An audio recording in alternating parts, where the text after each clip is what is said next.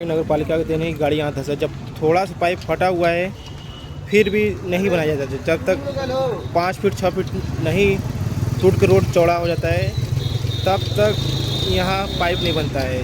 Pipe थोड़ा सा रहना चाहिए तब बन जाना चाहिए। वही इसका नतीजा ये है, गाड़ी धंस गया यहाँ पर। उसी नतीजा वही पाइप आज 1 हफ्ता से फटा हुआ है।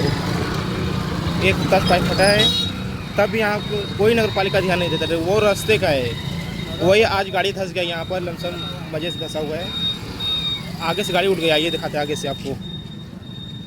जब थोड़ा सा पाइप फटना चाहिए तुरंत ही रोड का बनाना चाहिए। रोड का मामला है, रोड का है। जानते थोड़ा सा ही फटेगा फिर गाड़ी धंसते धंसते पूरा उड़ गया। माल देखिए पूरा भरा हुआ है। तब भी नगर पालिका नहीं ध्यान देती यहाँ पर। इसका वही नतीजा आज हो गया है।